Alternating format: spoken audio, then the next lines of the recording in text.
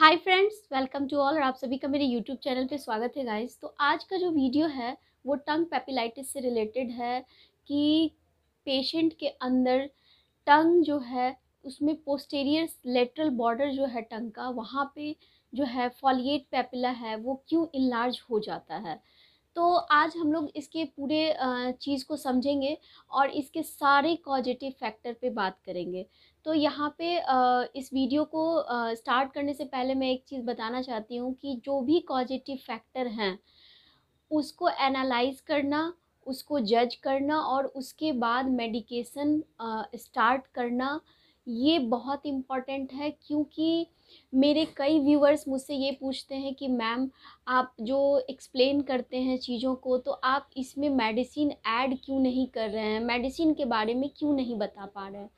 तो मैं एक चीज़ यहाँ पे कहना चाहती हूँ कि अगर हम कोई भी चीज़ को मेडिसिन के थ्रू ट्रीट करते हैं तो उसके लिए इम्पॉर्टेंट होता है पेशेंट के रिगार्डिंग जो हिस्ट्री है पेशेंट की, वो मुझे बहुत ज़्यादा हेल्प करती है डिजीज़ को आइडेंटिफाई करने के लिए और उसके रेस्पेक्ट में मेडिसिन को प्रिस्क्राइब करने के लिए। और जहाँ तक कि मैं बात करूँ कि इस चीज़ को मैं अगर व्हाट्सएप के ज़रिए आपको बताऊँ या ट्रीट करना चाहूँ तो इस चीज़ को मैं करती हूँ ट्रीट। और मेरे बहुत सारे ऑनलाइन पेशेंट्स हैं जिनका इलाज मैं करती हूँ भाया ऑनलाइन मीडिया, यानी कि थ्रू व्हाट्सएप और थ्रू फोनिक कनेक्शन। और अगर ज़रूरत पड़े तो वीडियो में, जैसे कि पेशेंट के माउथ का वीडियो मंगवा के और उनके लिए जो डीप उनकी हिस्ट्री है उसको कॉल पे बात करके मैं इन सारे चीज़ों को करती हूँ। तो अगर आपको इस चीज़ पे बिलीव है तभी आप ऑनलाइन कंसल्टेशन बुक करें। अगर आपको इस पे बिलीव नहीं होता है कि क्या ये ऑनलाइन ट्रीट किया जा सकता है, तो इस पे कोई भी प्रेशर नहीं है किसी भी व्यूवर्स पे कि आप ऑनलाइन ही कंसल्टेशन लें। मेरा बस इतना कहना है कि अगर कोई लोग इससे प्रभावित हैं जो कि इलाज तक नहीं पहुंच पा रहे हैं, तो ऐसे लोगों को एक गाइडलाइन दूं। तो इसमें कुछ व्यूअर्स ऐसे हैं मेरे जिन्हें पता ही नहीं होता है कि इस बीमारी को कहाँ दिखाना है। तो जो लोग भी मान लीजिए कि ट्रीटमेंट लेने में असक्षम हैं, तो वो अपना लो बजट में भी इसका ट्रीटमेंट डेंटल कॉलेज में जाके ले सकते हैं। क्योंकि डेंटल कॉलेज एक ऐसी जगह होती है जहाँ पे डेंटिस्ट्री के जो 9 ब्रांचेज हैं उनको अलग अलग रखा गया है, प्लस स्पेसिफिक ट्रीटमेंट आपको हर एक ब्रांच के अंदर प्रोवाइड किया जाएगा। तो अगर आप अपनी बीमारी को लेके वहाँ पहुँचते हैं तो आपको निश्चित तौर से उचित सलाह मिल जाएगा। मेरे द्वारा यहाँ पे कोई भी फोर्स नहीं है कि आप ऑनलाइन ही ट्रीटमेंट ले।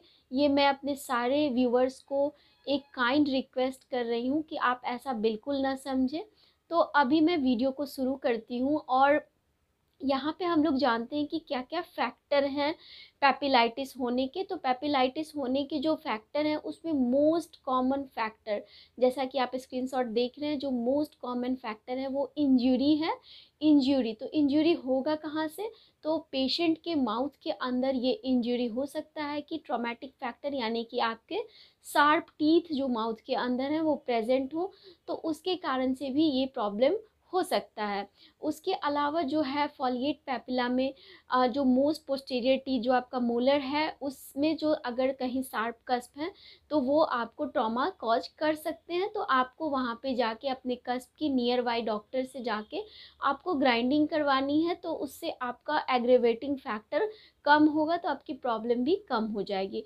उसके अलावा हम लोग बात करें तो जो भी प्रॉब्लम है, जैसे कि मान लीजिए वायरल, बैक्टीरियल या फंगल इन्फेक्शन, तो ये जो इन्फेक्शन है, ये जो 3 तरह के इन्फेक्शन बताएं जिसमें कि फंगल इन्फेक्शन का रोल बहुत ज़्यादा होता है।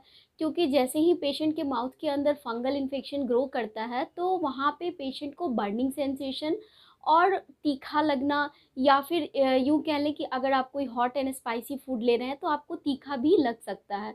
तो ऐसे स्थिति में जो है फंगल इन्फेक्शन के लिए anti fungal drug therapy patient को प्रिस्क्राइब किया जा सकता है। या फिर आपकी हिस्ट्री, अगर आपको इन दिनों कोई फीवर हुआ हो, वायरल इन्फेक्शन हुआ हो, तो इसके कारण भी कई बार फॉलिएट पेपिला जो है वो इनलार्ज हो जाता है। इस तरह के जो वायरल, बैक्टीरियल और फंगल इन्फेक्शन है, इसके कारण भी हमारे जो फॉलिएट पैपिला हैं वो इनलार्ज होते हैं।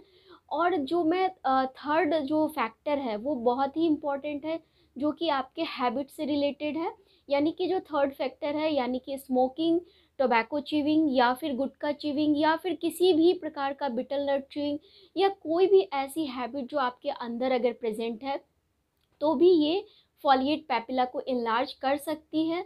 तो ये जो मैंने 3 फैक्टर्स बताएं आपको, तो यहाँ पे जब पेशेंट हिस्ट्री इम्पॉर्टेंट होती है हमारे लिए, क्योंकि हमें जानना होता है कि पेशेंट को रिसेंटली कोई इन्फेक्शन तो नहीं हुआ है माउथ के अंदर, या फिर कोई वायरल फीवर तो नहीं हुआ है, या फिर एनी काइंड ऑफ जो है फंगल इन्फेक्शन तो नहीं ग्रो कर रहा है, या पेशेंट की इम्यूनिटी तो किसी कारण से सप्रेस नहीं है, पेशेंट का एज क्या है। बहुत सारे ऐसे फैक्टर हैं जो कि एक डॉक्टर के अंदर होते हैं, जो कि without conversation it is not possible to conclude anything.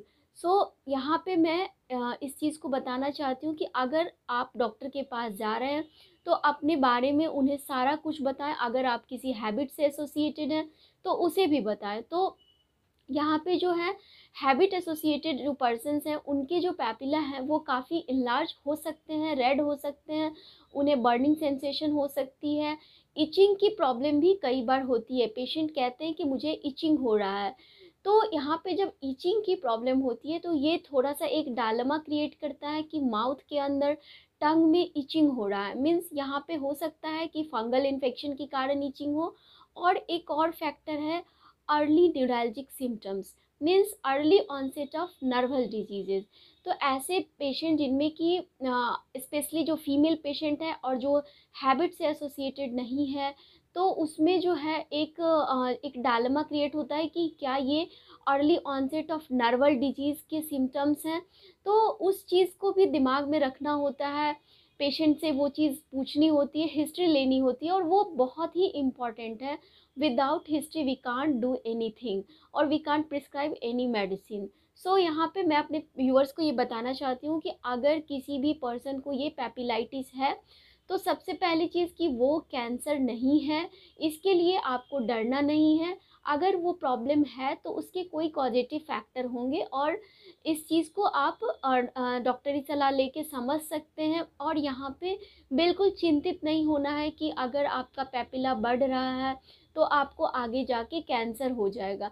हाँ, एक चीज़ मैं ज़रूर कहूँगी, अगर कोई इरिटेशनल फैक्टर है, चाहे वो हैबिट के फॉर्म में हो, अगर आपने कंटिन्यू कर रखा है, या कोई ट्रॉमेटिक फैक्टर है, या फिर शार्प एज है, अगर वो कंटिन्यूअस ट्रॉमा कॉज कर रहा है आइदर शार्प कस्प के रूप में और इरिटेशन के रूप में, मीन्स जो टोबैको प्रोडक्ट है, जो गुटखा प्रोडक्ट है, उसमें जो केमिकल प्रेजेंट होते हैं, केमिकल कार्सिनोजन, तो अगर कंटिन्यूअस आप स्टिमुलस माउथ के अंदर दे रहे हैं और वो एरिया इरिटेट हो रहा है, तो कुछ चांसेस हैं आपको यहाँ पे जो है पोटेंशियली मैलिग्नेंट डिसऑर्डर की तरफ बढ़ने के।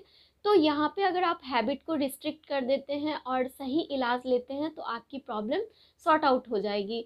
और जहाँ तक मैं बात करूँ कि नर्वल प्रॉब्लम, अगर उस रीजन में इचिंग हो रहा है और बर्निंग सेंसेशन जो है वहीं से स्टार्ट हो रहा है, और आप किसी भी हैबिट से एसोसिएटेड नहीं है, तो यहाँ पे थोड़ा सा चांस बनता है कि ये हो सकता है कि नर्वल प्रॉब्लम के अर्ली सिम्टम्स हो।